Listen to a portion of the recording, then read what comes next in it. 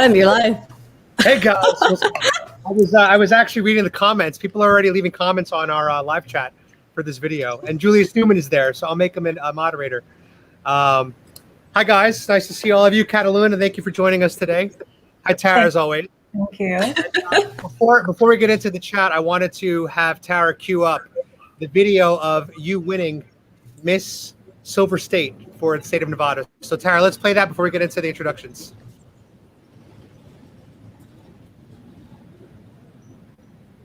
Silver State USA, it is Miss Kataluna Enriquez. Kataluna Enriquez loves almost everything about pageants, the glitz, the glamour, and now her new crown. From a pageant that not only welcomed her, but embraced her. The Silver State competition was a great experience to me. It was honestly a celebration of womanhood and diversity and just a celebration of being your true self. But the road to the crown has not been that of beauty queens before her. Awesome! Congratulations. How does it feel watching that over when you won? It's always just so awkward when you hear yourself in interviews and just in general. It's just awkward, but I love it. I'm very thankful. Awesome, very cool. So I think in order to start, because I'm not sure if a lot of my viewers know who you are yet, we're going to change that today. If you could just tell us a bit about yourself, and this is just an open forum. So yeah, introduce yourself. So my name is Kataluna Enriquez. I am 27 years old. I am a healthcare admin, a fashion designer, and a model. Awesome, very cool. And how long have you been doing pageants for and competing in the pageant circuits? I think I started around 2016. Awesome. And was Miss Silver State, was that your biggest win so far? Yes, and it's a tricky question because I had the privilege to compete in transgender pageants and in cisgender pageants. So as of right now, I guess in the cisgender world, Miss Silver State is my biggest win so far. Oh, okay, very cool. Yeah, that's definitely a huge deal, and obviously we're happy that you won, and we're happy to have you here on the channel. So before we continue with this call, there's a lot of trans acceptance in America right now is happening, and what I want to start with is I want to understand what terms are acceptable in your opinion when referring to a trans woman, because there are a lot of terms that people use. I in the past have accidentally said transgendered women. And I was quickly corrected that saying transgendered is the wrong word. It's supposed to be a transgender woman or trans woman. What other words or phrases are acceptable, and which words do you think are more offensive? I mean, really it depends where you are in this world. I mean, I guess the universal appropriate or accepted term would be just transgender. You can't say transgendered because transgender is an adjective. It is not a noun. So you can't say it's a transgendered. For me, I am a transgender woman, or a trans woman for shortcut.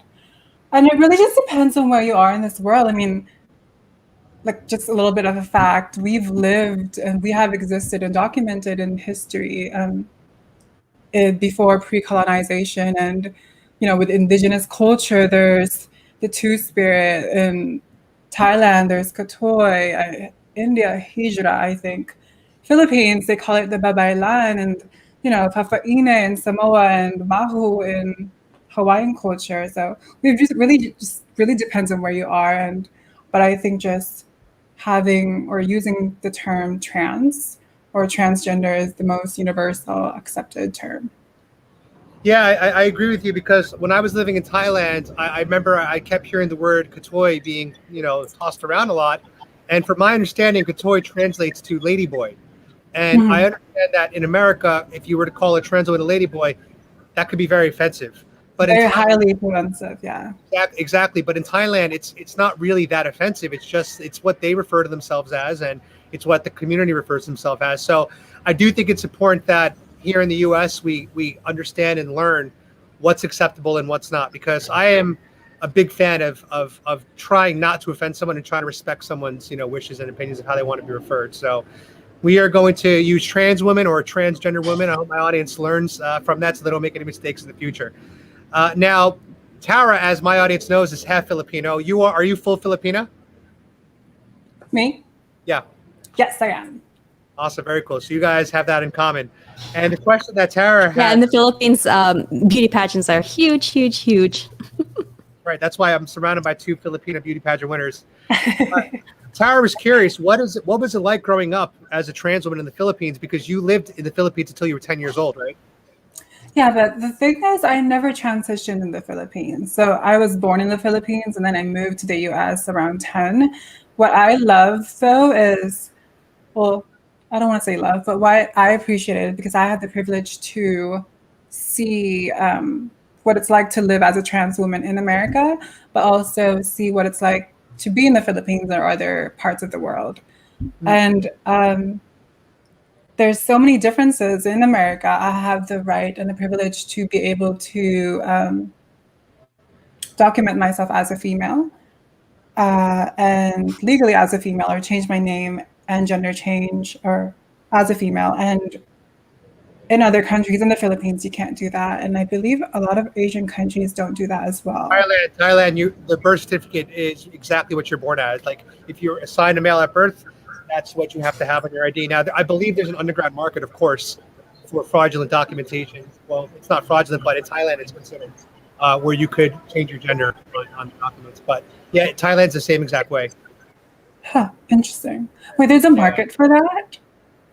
From what I've heard, there's a market in Thailand because the government says if you were assigned a male at birth, even if you are a trans woman, your ID has to say that you are male. So in a lot of ways, it was weird for me living there because Thailand is both very tolerant and accepting of the trans community, but then there's a lot of like these weird obstacles such as identification where they're not progressive and they're not accepting of the trans community. So I see what you're saying about the U.S. And that. So you never transitioned in the Philippines. Did you ever tell your parents that you thought you might have been a trans woman growing up, and how did they kind of interact with that? I never really came out. I just did what was natural for me.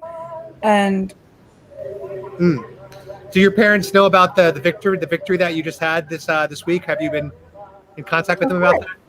Awesome. Very, very, very cool. They're very supportive now, but I've always was just very, very different growing up.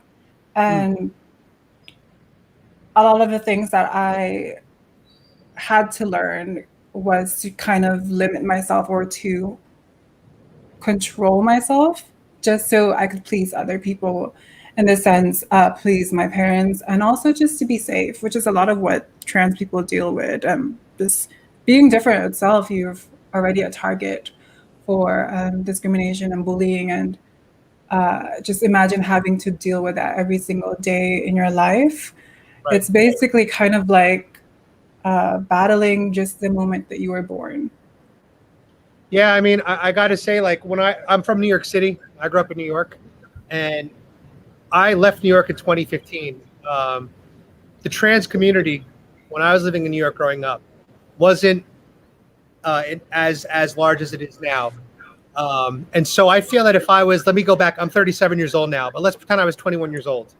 If I was 21 years old and I met a woman out at a bar, for example, and we ended up going home and she told me she was a trans woman, I think that when I was 21 years old, 16 years ago, I don't know how I would have been able to handle that emotionally, right? Because it would have been a very shocking experience for me.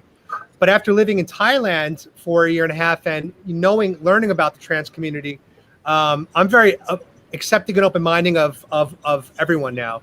And so I think that if I were to meet a woman out at 37 years old, trans woman, it wouldn't bother me in terms of like, oh my God, I had no idea. It's just, oh, thank you for telling me. I appreciate that. And I think right now in America, a lot of men, cisgendered men, right? You're right. I don't think that they are mentally equipped yet to interacting with a trans woman, especially if it catches them by surprise. So I think that we do need to create awareness. We need to create acceptance. And ultimately, I hope that leads to more safety for the trans community, because I know that you guys are victims. the trans community definitely is victims a lot of the time. So Yeah, sorry, every year the murder rate for trans people is just increasing. And I think last year there was about more than 200.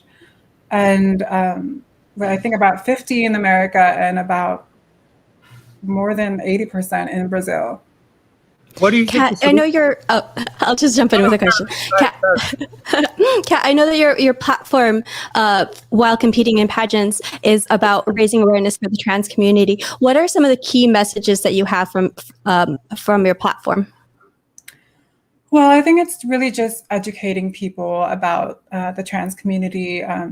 Like we have lived and experienced so many things, and we have just existed in this world for a long time. And I don't want to blame colonization, but how can you possibly just hate something that existed in your culture a long time ago and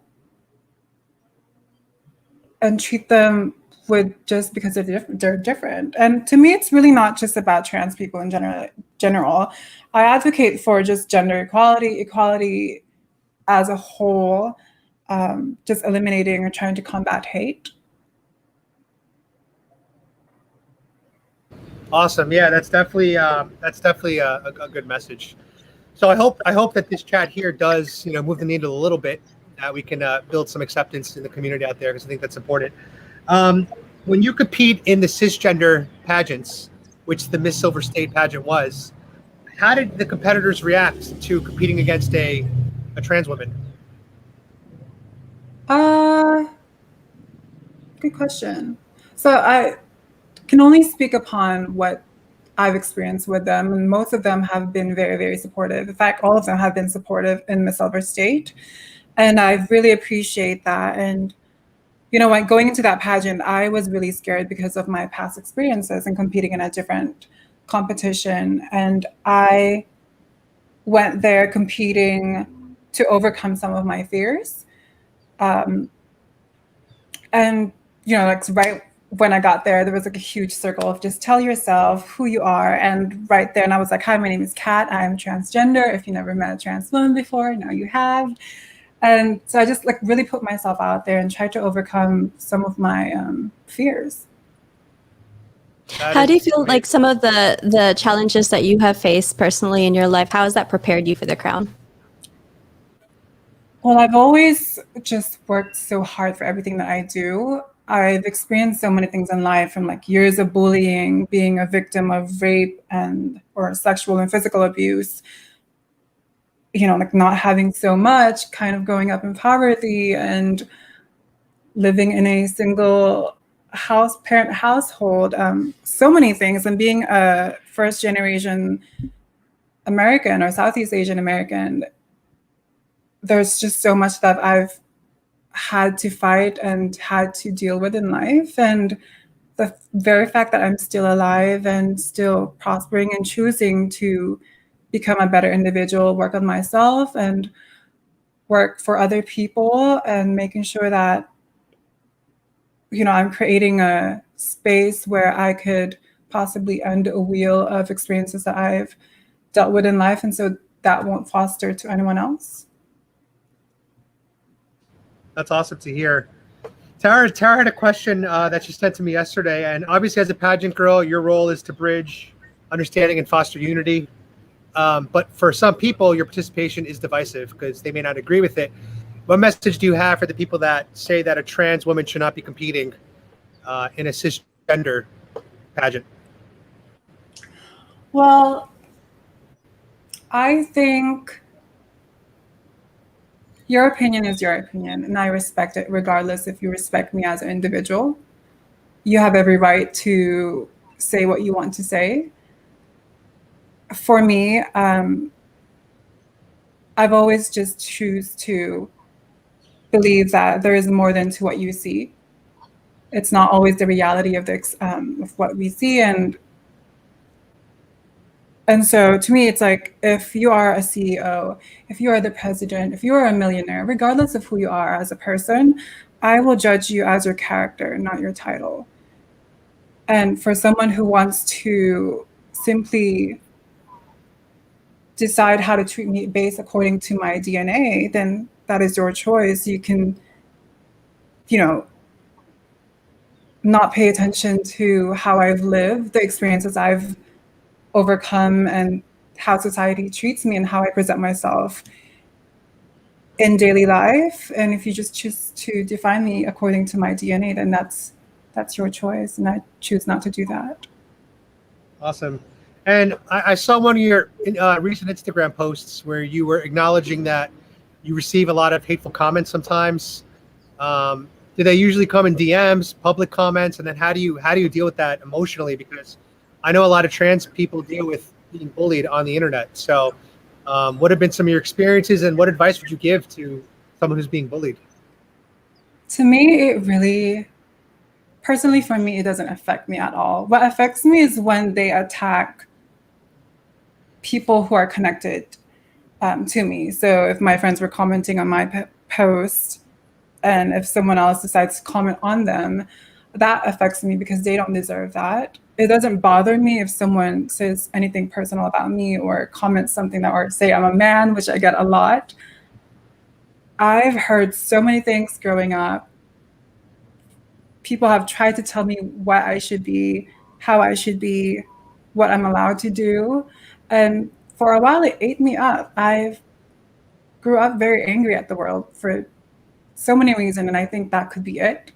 And I've been going through therapy since I was in high school. And, I've learned that it's funny because the stuff that I try to hide now, or trying to shame myself back then, is what makes me special and what allows me to prosper in life. Awesome. It's definitely a good answer. I wanted to go into some controversial social issues. Yes. Now, for my audience to know, we did send Kataluna these questions in advance because I don't want to catch her off guard. Obviously, as you get into controversy, it's important to know that your guests know what's coming. So one big issue that's been coming up that our new president, Joe Biden, has gotten a lot of heat for was when he implied that there's no age that's too young to do a transition. And as you know, gender transition includes hormone blockers, sometimes reassignment surgery. Do you believe that there's an age that's too young, or should we allow kids to have the freedom to do what they want? So it's I know funny it's a because controversial question. Right. I'm also a healthcare admin, and I specialize in LGBTQ plus individuals or patients. Personally, for me, I don't think that anyone should be able to just get hormones. I've had this discussion recently with my supervisor because I was shocked and I did not know this. When I started transitioning, I had to go through, or medically transitioning, I had to go through so many layers, from just therapy, making sure that this is the right thing to do, learning and educating myself of the effects. And I think we need to spend more time on those before we transition. So many studies now where people are saying that they're detransitioning because they were unhappy. Well, to me, it's more of like, are you sure that you're transgender, or was this more like a phase for you? And it could be possible for so many people. And so I think when it comes to really, I don't know what the age should be. I think we should really put more effort on making sure we're spending more time to make sure that people are receiving the proper treatments. Yeah, if that makes sense. Yeah, I agree. I mean, on a personal level, I just find it morally questionable, or even medically questionable, to be putting children as young as 5, 6, 7, 8 on these treatments. When I don't remember much when I was 5 or 6 or 7, but that's kind of part of the point, right? Like, a lot of us don't remember when we're older how we thought 5, 6, 7 years old, because our brains aren't fully developed. We're not fully developed yet, mentally, emotionally. So I do think that we do need to consider having a bit of an older age for it. But again, I think everyone needs to speak to a professional, connect with doctors, therapists done before making any decisions. But that's a good answer. Tara, you got anything to add on the topic? No, everything that Kat said is exactly how I feel about it. That there has to be layers that a person goes through in order to ensure that this is not a phase. This because they're permanent effects to the course of treatment that will impact a person for their the rest of their lives. So to then change their mind to detransition will have, in a sense, harmful effects onto their body. So you have to be certain of the decision you're making at that time. And I don't believe like a minor is able to make those kind of decisions for themselves. Exactly. Yeah. I mean, it's not even just gender reassignment. It's also things like voting. I don't want a kid who's 5, to vote because they don't know enough yet about the world. So Right. Awesome. It looks like we're on the same page there. Is there next question? Trans women in sports. This has become another hot topic. Trans women are entering races. There's been trans women in MMA. There's been trans women in wrestling, in basketball. I don't believe in the WNBA yet, but in lower levels of basketball. And a lot of times they're setting records. They're shattering long-standing women's records. One fighter, her name was, I believe, Fallon Fox. She broke the orbital bone of one of the female competitors that she was fighting against. What is your opinion on trans women in women's sports? In general, I think everyone should have access to sports. I did not have that growing up. I was too small, too feminine, too not enough, basically, for to compete in sports or to be able to participate in any sports. So I don't have any experience in that. However, when it comes to trans women competing in women's sports, I do think that there should be a field of equality. And if that means having to meet a certain standards of hormone levels or, getting tested or kind of using statistics when creating a leveling field, I think I'm all for that.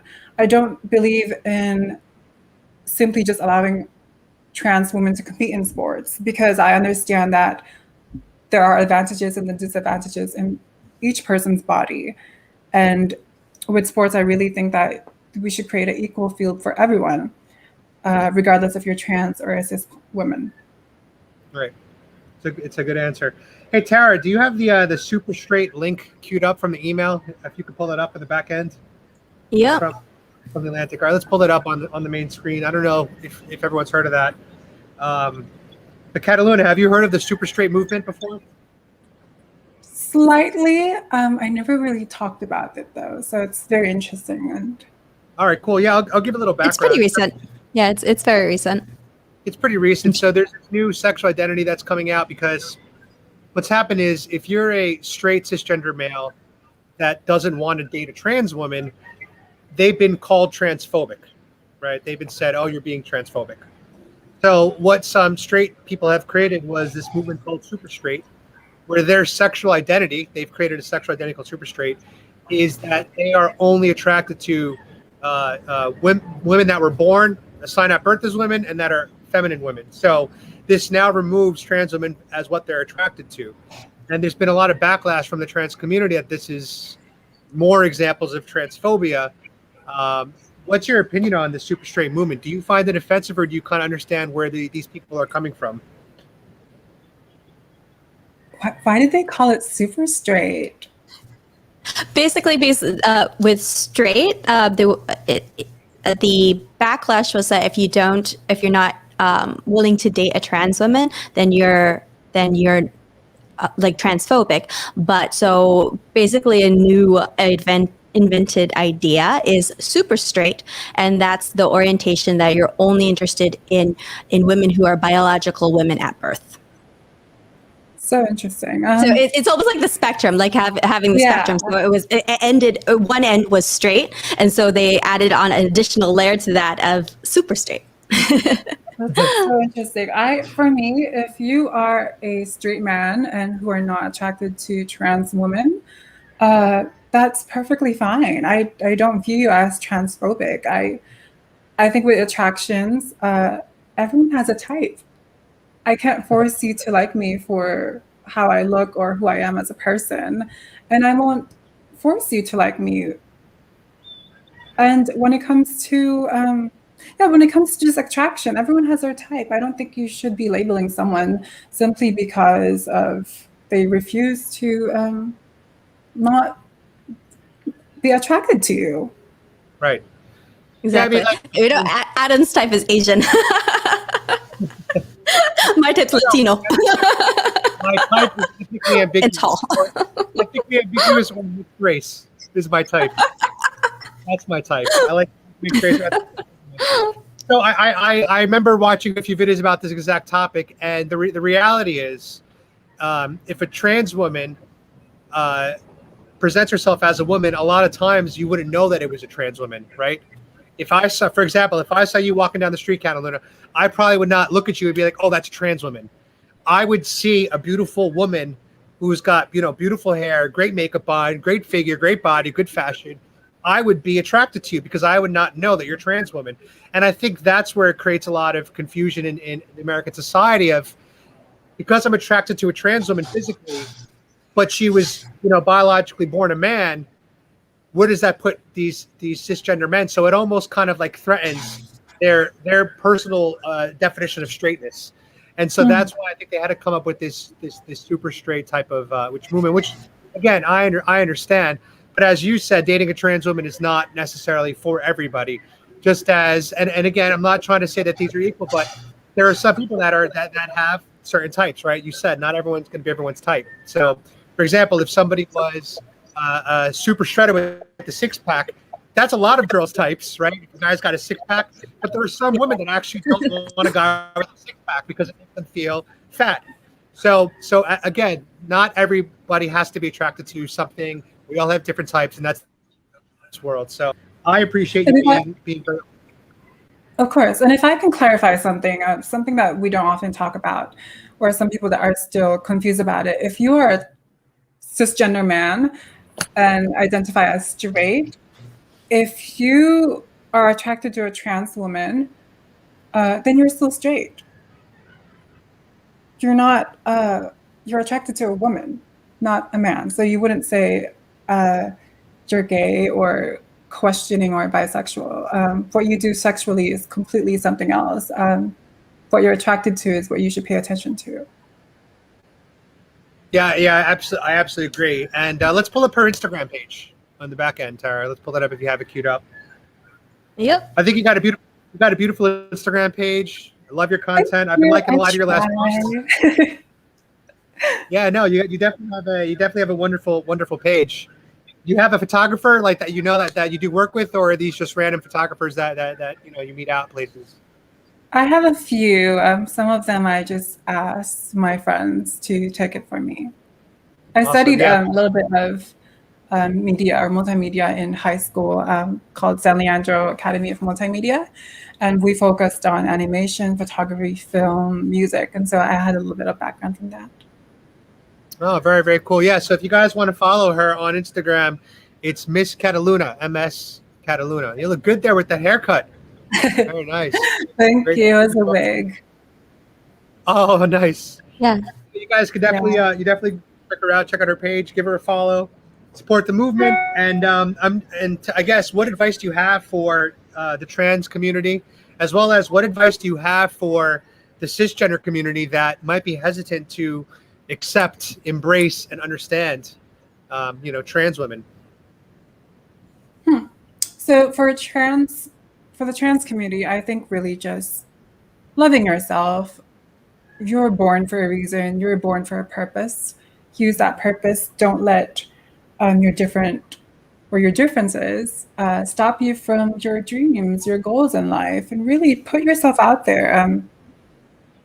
Being trans to me is a blessing. I was able to do so many things because of who I am, simply who I am, and I'm able to inspire and create changes for simply something that I was born as. And for, I guess, the cis community, just be open-minded. Don't let a superficial or one layer of how you look at a person let you determine or let you define how you should interact or categorize or treat a certain individual. And I think everyone should know this already, but just because a person is Black does not mean you treat them differently. Just because a person is Asian, you don't treat them differently. Obviously, we're all very different.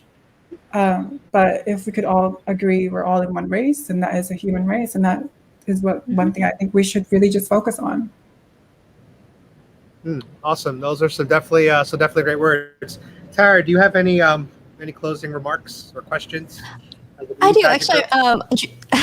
Julius posted a question, so I'm going to post his question. What's one question you wish people would ask you more often, and one you wish people wouldn't ask you about your experience as a trans woman? Oh, So, two-parter. One question that people ask me more often. That is a good question. I get so many questions, and to me, like, really the most random ones, the more normal, I guess, I just love. So really ask me any questions. I love just being able to share my story and understand other people's perspective and learn from other people as well. One question that I hate hearing is, or a trans experience, is just surgeries or people thinking it's okay to simply ask my genitalias. I think that's just completely invasive. And I don't go around asking, like, how big is your boob? How big are you? Or so like that. So it's completely disrespectful to anyone. I agree with that. Awesome. I dropped my light. We did get a super chat, by the way. I just wanted to acknowledge we got a super chat from Take L's, and they said this is a good convo. More talk like this will get us to our destination. So I think that's pretty cool that people are enjoying this conversation, and I think this is what we need more of. We need to have more open dialogues like this to move the needle. Because I know that still in the U.S. there's a lot of people that have never met a trans person, or a trans woman, or a trans man. That's just the bottom line. And so for them, a trans woman or a trans man seems like something so strange and obscure and foreign. And I remember I was living in LA in 2017, and I was dating a half Japanese, half Filipina, like you guys. She was a great girl, and her best friend was a trans man. So born a woman, transitioned to a man, was undergoing the hormone therapy, and this was 2017. So this was really, I guess, before it became a mainstream topic of conversation. But I got to say, for me, it was great to have that experience, befriending a trans man, getting to know them, and honestly, I just saw him as a dude. I saw him as a man, and so for me, I see you, Kataluna, as a woman. I see Tara as a woman. I see myself as a man. I saw the trans man as a man. So I think we need to have more conversations like this. And obviously, I'm happy that you're on the channel with us today. So thank you so much. Thank you, Kat. Thank you so much for having me. Does anyone else have any questions or anything, really? I think we're good, but this chat's going to stay on my channel. So obviously, you could tell your audience if they want to check it out. Adam Francisco again, follow Miss Kataluna, and of course, follow the Polish American Brotherhood for more content like this. Thank you so much, Kataluna. Let me know if you're coming down to Mexico. I'm in Mexico right now. Oh, awesome. Will do. Awesome. Very cool. All right, guys. Thank you. Thank you so much.